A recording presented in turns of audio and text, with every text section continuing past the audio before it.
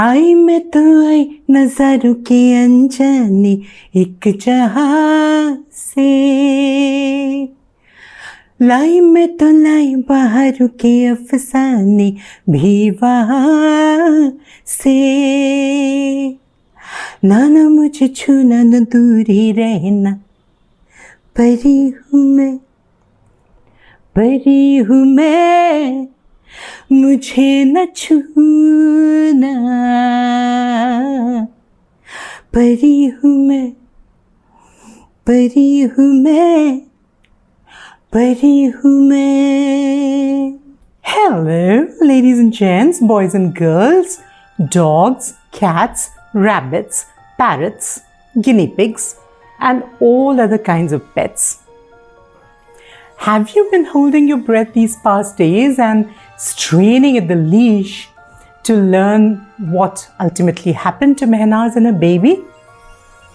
Well, the baby obviously survived, or my friend Fareen wouldn't have had a mother. But how? That is the question, right?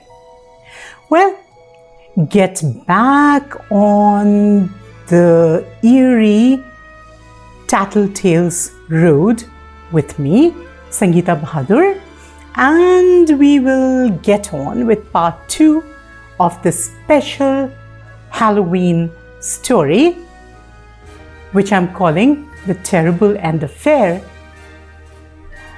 that has, I'm certain, given you guys more than a few goosebumps so far. We left part 1 of the tale at the point where, at the advice of the old midwife, Nazneen began keeping a constant protective eye on her son's frightened, demon-haunted bride. Now, let's proceed from this point. A month passed uneventfully, much to everyone's relief, and Mehnaz watched her belly swell just enough for her to notice and rejoice. Then, on a night when Fardeen was away on duty and Nazneen slept on her son's pillow, Mehnaz woke up again with terror freezing her blood. This time, the unholy creature stood near the French windows on her side of the room, a whole bed width closer to her. Mehnaz knew that she had shut and latched the windows against the early winter chill before getting into bed, but the panes now stood wide open.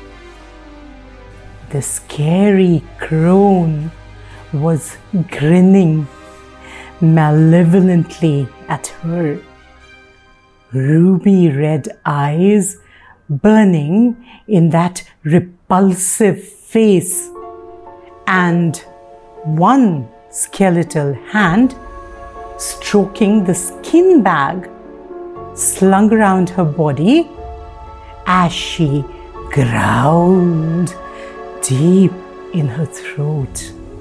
For Mehnaz, while familiarity had certainly not bred contempt, it had lent her a few ounces of courage, even a trace of defiance. Rather than hyperventilating in panic, this time she drew upon both to kickstart her choked vocal cords and scream like a banshee, even as terrified tears ran down her face. The demoness had evidently not expected such instant and vocal reaction and withdrew the single step she had just taken towards the bed. She stood inhumanly still as Nazneen woke up with a frightened yell, "Ow!"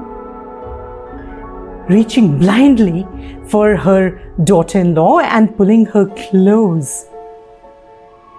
Mehnaz continued to scream and sob, pointing straight at the figure from hell, hovering mere feet away.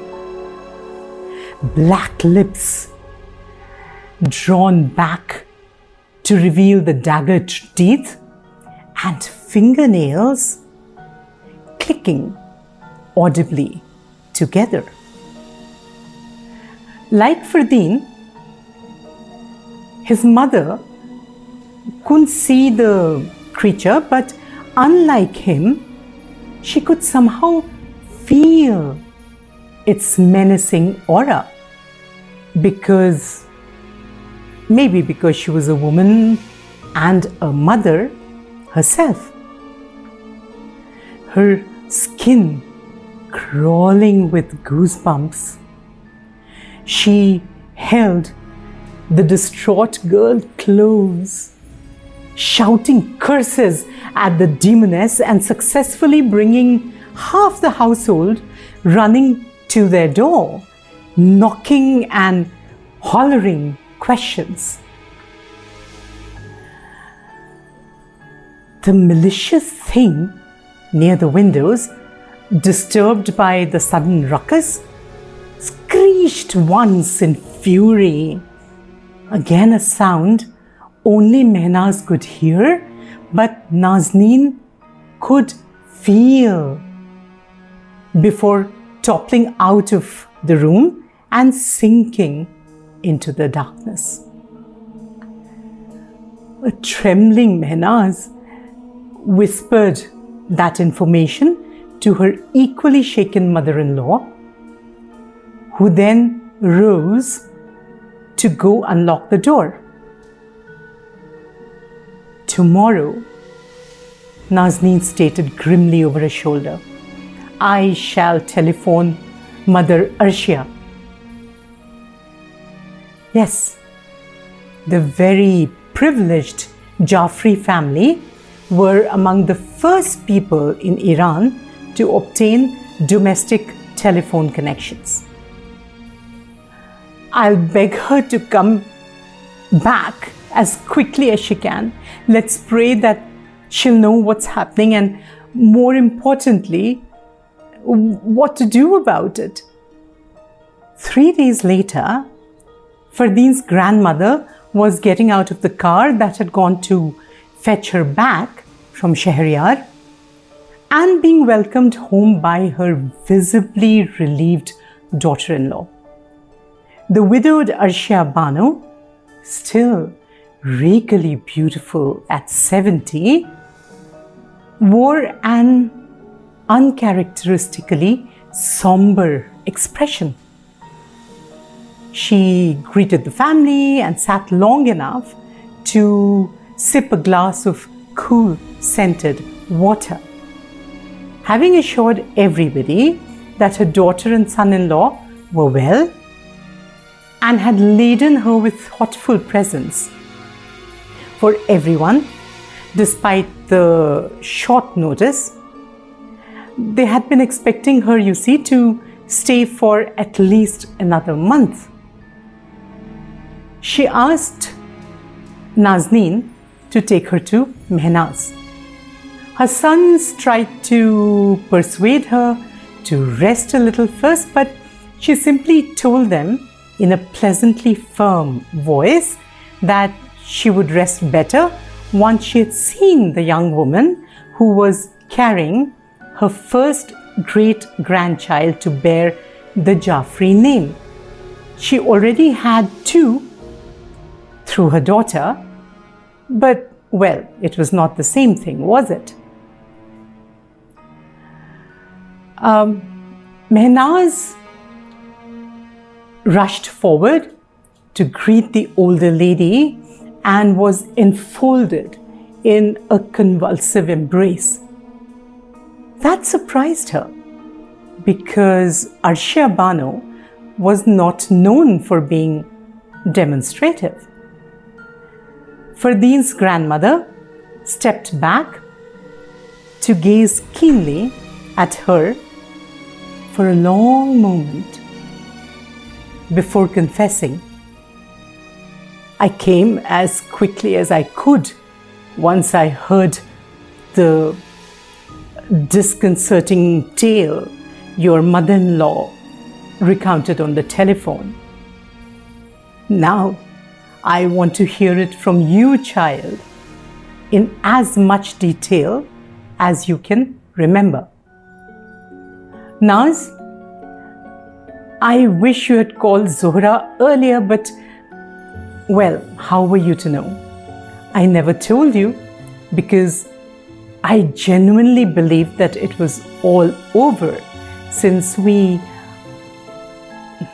But that can wait. Mahi, go on, child. I'm listening. So, swallowing the fear that twisted her gut at the memory, Mehnaz spoke about all that had happened.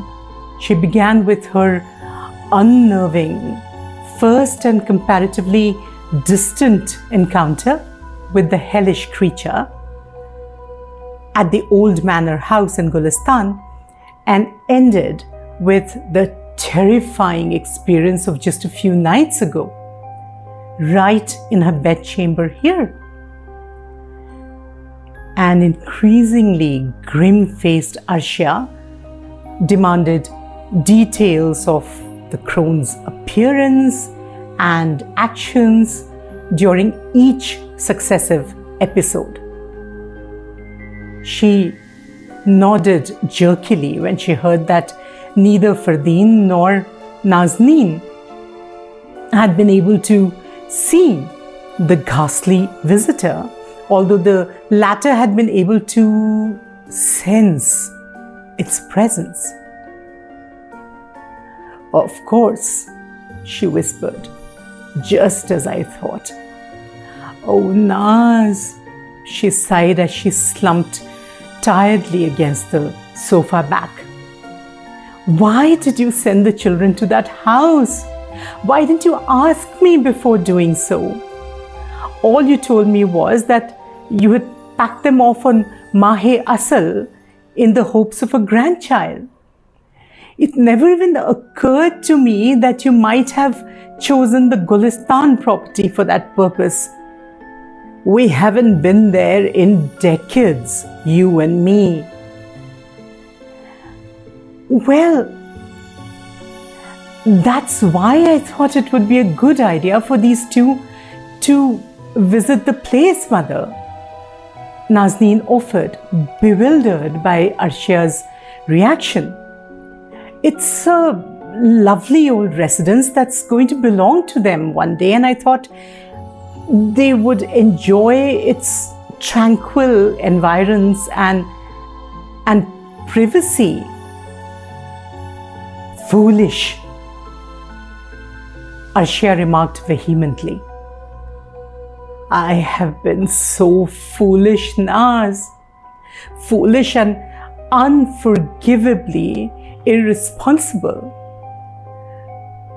Had I not been scared that you would think me crazy, I would have told you why I insisted that we shift to this house within a month of your wedding, and why I have never permitted you to visit the old place in all these decades.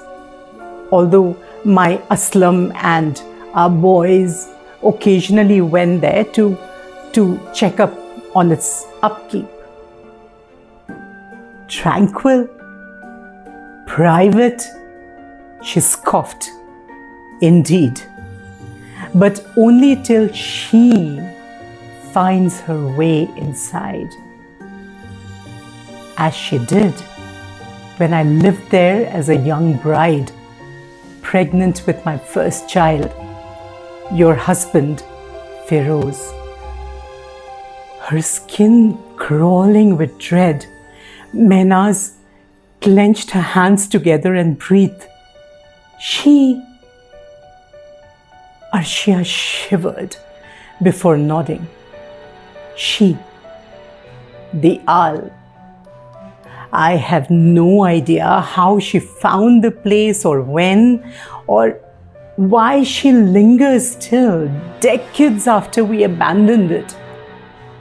I'd hoped that she had moved on after all these empty years, but apparently not. All I know is that had it not been for my mother, I would have lost my child and probably my life to her unholy hunger. I do not understand, Mother, Nazneen pleaded, visibly distressed. Who is the owl? And why is she terrorizing only my daughter-in-law? There are other people in the house, true. But the only person who is pregnant is your daughter-in-law. Arshia interrupted. The owl doesn't bother with men, ever. And women with empty wombs do not interest her. The only reason you, Naz, could sense her aura is because you have also birthed children at some stage. That's what the owl wants. The baby growing inside a woman, and often enough, that woman's life, to snip off the bond between mother and child. In these modern times, people have been encouraged to scoff at such superstitions, and nobody talks about the owl anymore. That doesn't mean she doesn't exist. As I found to my cost long years ago, and as this poor child is discovering now. As the afternoon passed, the two younger women heard, with beating hearts and sweaty palms, the horrifying tale of what happened in the same Gulistan mansion over 5 decades ago. A bride of just 6 months at that time, the then 17-year-old Arshia discovered that she was pregnant with her first child. Her shy delight, however, soon turned into a growing and all-pervasive anxiety as the very air of the opulent residence turned heavy and suffocating. A strange patina of darkness seemed to hang over the mansion, deepening as the first fortnight went by. Nobody else could feel what she did, though, and the family laughed it off as her fanciful imagination. Then she began to see the creature. Spirit, demon, witch, she didn't know what it was. But she saw it at dusk, at midnight, sometimes in the darkest hour before dawn, hovering on the extensive grounds, in one of the less used courtyards, at the end of a long corridor, or, as it grew bolder, grinning at her from a window. Scared out of her wits, she tried telling her husband, his mother, and even his younger sister. But all she received in return was an indulgent smile, a hug, or a pat on the cheek, and sympathetic advice to rest more, eat better, and focus on positive things. Firoz's family, you see, Arshia explained with a wry smile, were practical folk who prided themselves on their lack of imagination and never encouraged it in anybody else. That's what they thought ailed me, an overactive mind. Arshia was quietly going out of her mind when her parents, delighted by the joyful tidings, decided to come across for a few days to meet her and exchange congratulations with her in-laws. It took her mother Yasmin about 10 minutes to realize that under her superficial layer of chirpiness, Arshia was battling an insane quantity of stress. Stress that, surprisingly, wasn't transmitting itself to anybody else. As soon as she could, Yasmin maneuvered the girl into the privacy of one of the gardens and demanded to know what was wrong. A highly strung Arshia burst into tears, and the whole terrifying story came tumbling out. Half expecting her mother to laugh it off the way her husband and the others did, she was shocked to see the color drain out of her mother's countenance as fear replaced the concern in her eyes. "The owl,"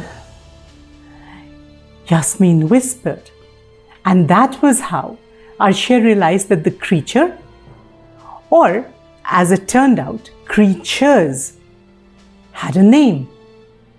Apparently, they were a class of demonic beings who, for millennia, had preyed on the female of the species, feeding on her creative powers as manifested in her ability to conceive and birth a child. As urbanization increased, the owl had been pushed into the rural hinterland and the arid countryside. The surprising greenery streaking down the seacoast in Golistan had probably attracted one or more of these ghouls, for they all looked alike, who had once terrorized Arshia and were now menacing Menace and her baby. Arshia confessed that she had been convinced that the family's old mansion had been deserted long enough for the owl to have moved on. But at least one had evidently bided her time till another Jafri bride made her way there. Terrified for her daughter, Yasmin had somehow persuaded, charmed, and guilt-tripped her way into taking Arshia back home with her for the remaining months of her pregnancy, a good 100 kilometers from Golistan. Arshia swore that she and nobody else heard the frustrated screeches of the resident owl as their carriage left the grounds of the mansion. She returned only when the healthy baby boy she birthed was 3 months old and no longer vulnerable. The same process was repeated when she conceived her daughter and her younger son. And much earlier than the first time around, as soon as the demoness made her first appearance. Her in-laws didn't like it, but considered that a pregnant woman was entitled to the comfort of her mother's care if that's what she wanted. That was how all three of her children, as also she herself, survived the malice of the owl. And that was why, added Arshia, she had cajoled her husband into building their new home in Tehran and shifting there permanently soon after Firoz's wedding. But grandmother, didn't the owl ever follow you to your parents' home?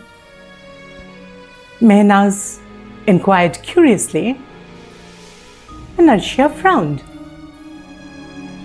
No, she admitted slowly. I have always thought that she or they were confined to that mansion and didn't know what to do when I went away. The fact that she has followed you here, it means that she has somehow learnt how to latch on to yours or the baby's life force rather than to the place itself. The solution my mother found for me will not hence work for you. Fear coating her mouth like some bitter medicine, Mehnaz demanded, very despairingly. So there is no way out? The owl will kill me and snatch my child? That skin bag she carries with her, it's for the baby, isn't it? For the baby, nodded Arshia somberly. And for your organs, a mother's heart and her uterus, love and nourishment for the fetus. My midwife said that's what they feast on. Mehnaz completed Arshia's sentence, a hysterical laugh building in her throat. Will she eat my baby or just gift it to the shaitan? A white-faced Nazneen had no answer, but Arshia pursed her lips and sat up straight, her eyes blazing with determination. Neither, she announced, her voice stern. We are not going to allow that evil hag to touch you, girl, or to steal my great-grandchild from me. Her dark magic may be powerful, but there's always a way out of even the direst of situations. I need a little time to gather my thoughts, but I think I know what to do. You know what dispels a room full of darkness? Lighting a single lamp. That's all it takes. So, let's go get our own. Our own lamp? queried Nazneen, staring at Arshia. What kind of lamp, mother, can shear through such evil?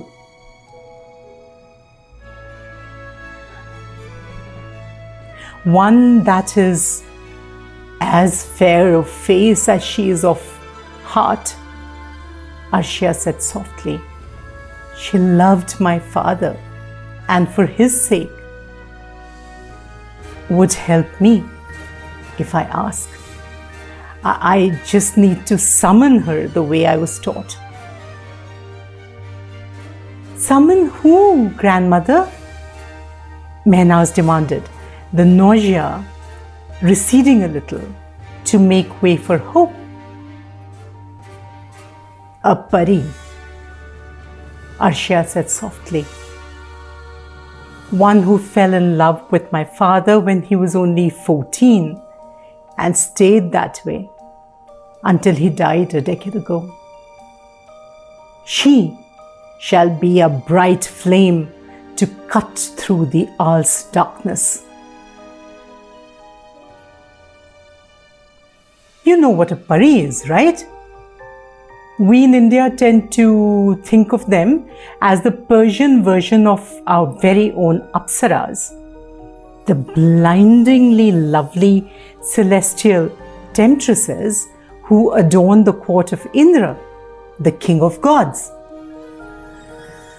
The paris, literally the winged ones, do share some characteristics with the apsaras, true, but they are more like the fair folk or fairies of old Anglo-Saxon legends. Beings made of magic, light, and some darkness as well. Like the fairies, paris are capable of great good, but also some mischief when the mood takes them. To tell you the truth, I knew one, or rather knew of one such being when I was a kid. Oh yes, I've had a rather unusual childhood. I was utterly fascinated to witness, over a period of several years, a sliver of her powers projected through the man she had chosen as her favorite. Just like the pari Arshia was referring to, the one from my childhood fell in love with this man. Rumor claimed that he was a handsome youth when she first saw him. By the time I met him, though, he had turned into a rather ragged version of himself, unwashed, unkempt, and foul-tempered. Understandably so, because the pari had claimed him both figuratively and literally. She had decided to take up residence on him, very much like a symbiotic parasite living on and off you. I don't know if she obtained his consent before settling on him, but either way, he was left with no choice but that of following her commands. She didn't like water, so he couldn't bathe. She liked his hair and beard, so he couldn't cut or even trim them. She often wouldn't even let him sleep till he literally dropped from exhaustion, because that meant a modicum of privacy for him and some time away from her, which she would not permit. I bet that would turn you foul-tempered too. In return, she granted him the sight to look into other people's futures. She would also answer any questions thrown at him by his awestruck devotees The procedure was interestingly bizarre for a 10-year-old. You were supposed to place a piece of mishri, crystallized sugar, wrapped in a blank strip of paper on his palm without touching his skin. Yes, the pari was very possessive. He would irritably close his fist, muttering colorful abuses and invectives, probably furious at being used against his will, while his audience tittered nervously and waited. When he uncurled his hand, after a minute or so, the mishri would have vanished. It seemed his pari had a sweet tooth, while the chit of paper would be covered in elegant squiggles and slashes. An answer only he could read, but which turned out to be 100% accurate in almost all cases. Except when the irritated pari called you a clueless idiot and told you to get lost. Back to Arshiya's pari then, who was far nicer than the one from my childhood and had loved her father Khurram without nesting on his person. Her mother Yasmin had faced some trouble from the jealous pari in the beginning, but once Arshiya was born, they had reached a kind of truce. The pari had never been anything but benevolent towards her beloved's daughter, even after he had passed on. For an entire year after his death, Arshiya and nobody else would see the stunningly beautiful but utterly distraught pari weeping quietly in some corner of his room, the teardrops golden on her ivory skin. Khurram never confided to anybody the story of how he encountered the pari. But he did teach his young daughter the words to summon the entity in an emergency. Only one dire and desperate enough to require magical intervention, he had insisted. Well, said Arshiya firmly, if this was not a dire and desperate emergency, she didn't know what was. She wouldn't allow the owl to hurt her grandson's wife and child. So, her father's pari would just have to come help. Early next morning, she summoned menace to her spacious suite of rooms and locked the door behind her. Holding a small portrait of her father in her hands, she chanted strange words in some incomprehensible language that she had learnt from him, repeating them thrice. Then she called out in a fervent whisper, I need you, Banafshe. I need your help. I'm Arshiya and I summon you in the name of my father Khurram, whom you still mourn, just as I do. I summon you in the words he taught me. Come to me, please.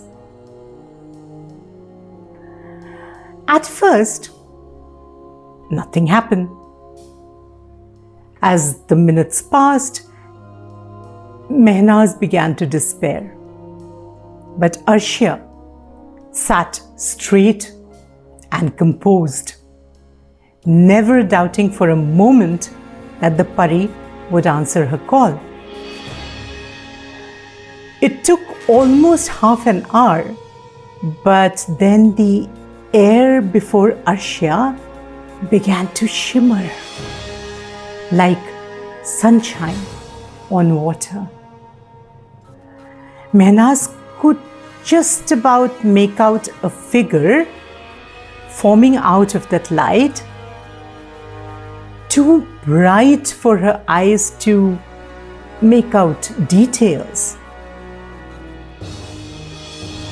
Arshia smiled, extending her hands in welcome, as she said softly, "I knew you would come, Banafshe. Thank you for keeping your promise."